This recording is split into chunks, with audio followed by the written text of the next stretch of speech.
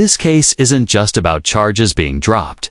It's about a defense attorney fighting to close the door for good. With a missing witness, ignored subpoenas, and the state on the back foot. Mitchell Evans' hearing turns into a tense battle over whether this dismissal will truly be the end. All right, thank you. All right, let me pull this case up. All right, Mr. Evans, the state is tendering a dismissal. They're saying it's for missing witness, not for insufficient evidence. Do you understand? Yes, Your Honor. So, I don't know what brought you here other than the charges that you have, but if there is some sort of issue that's going on with you, you need to correct it. Otherwise, you're going to be back in someone's criminal court. You understand? Yes, Your Honor. And Your Honor, I'm requesting if the court would make the dismissal with prejudice so that we could do an immediate expunction. There were issues with the stop, which we were talking about doing a motion to suppress on, but they decided to dismiss because they were not able to get the information subpoena that you ordered them to subpoena last setting. And I just want to make sure for my client that I can do an immediate expunction for him. I am not going to grant a motion to dismiss with prejudice. Okay, thank you, Judge. You're welcome. Maybe we should Put your client up. Yes, Mitchell Evans. Could I see the following Mitchell Evans, please? Right.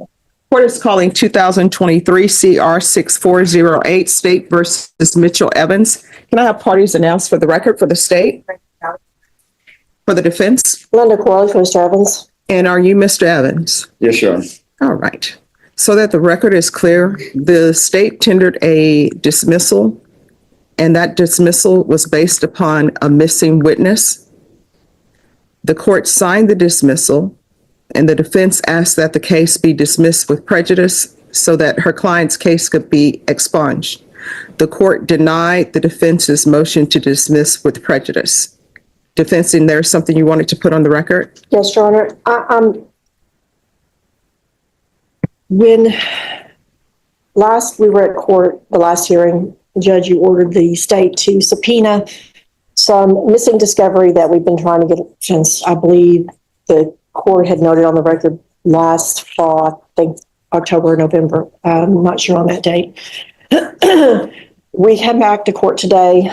The state had not subpoenaed the information.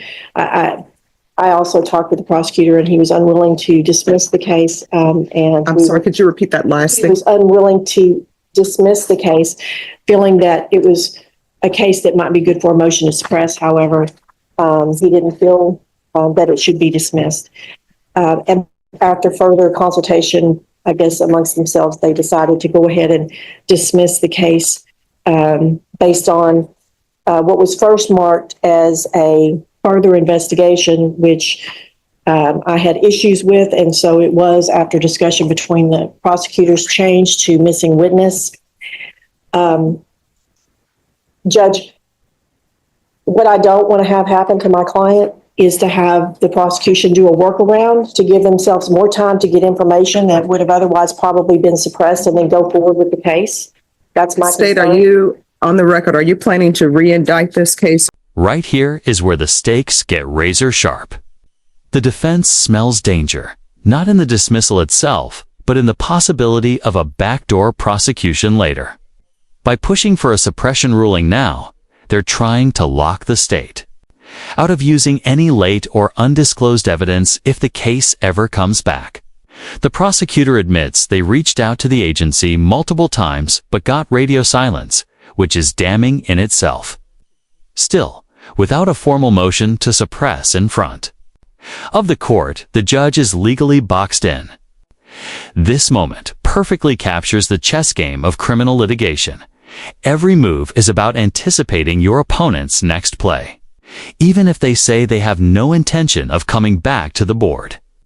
For you watching, ask yourself, is this smart legal defense, or is it over-lawyering to the point of burning a bridge that might never be crossed? Maybe we should Put your client up. Yes, Mitchell Evans.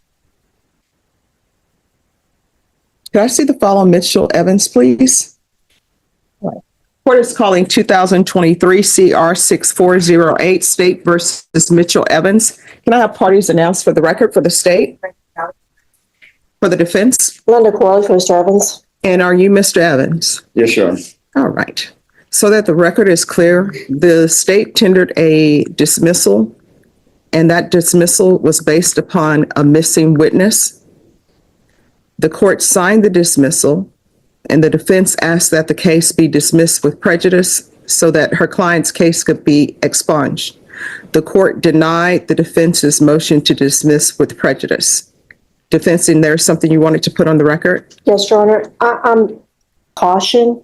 I would like for you to rule on, I would ask that just in case anything happens, prosecutors change, I would like for that information that was to be subpoenaed, specifically the information about the call and the additional, all of that the officer put in his report, I would like for that to be suppressed, just so that in the event that something does happen, and this case does get refiled, they didn't get to do a workaround because they didn't follow the court's order.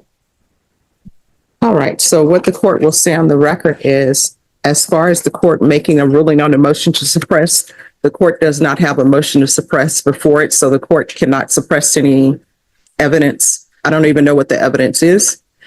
The state has stated on the record that they have no intention of refiling this. I would think probably the best thing to do is to ask the court reporter to print off this record where the state said that they will not be refiling this. And Your Honor, if I may? Yes. I'm not asking you to grant a motion to suppress that hasn't been heard. What I'm asking you is to suppress information that was not properly disclosed under 3914 in a reasonable amount of time, and that is an option that and a resolution that has been used by courts before whenever information was not provided under 3914 properly, that information was suppressed as the remedy. All right. So it is hard for the court to agree that some information should be suppressed when I have no idea what the information is. Sometimes the remedy is defense is allowed an opportunity to review the information, maybe call different witnesses if need be. But for the court to enter a suppression of evidence that the court hasn't seen, I'm not going to do that. Your Honor, it's not information that's unknown. And I appreciate your patience with me, Your Honor. No. It's not information that's unknown. We know what it is. We know that the officer said that he received a call on his cell phone giving information about a car that was driving recklessly. And so we know what that is, but we don't know who the caller was. And so the order was to subpoena to get the information about the caller. So we know exactly what the information was, and they failed to get it. We've been trying to get it since last fall, and so that would be a violation under 3914, and a normal remedy for that, because the 3914 really doesn't have any teeth in it. The only remedy we have is then for the court to say, well, you can't use that information if it was to go forward. That information is suppressed. You can't use it because you didn't abide by 3914, and that's all I'm asking the court to do. Okay.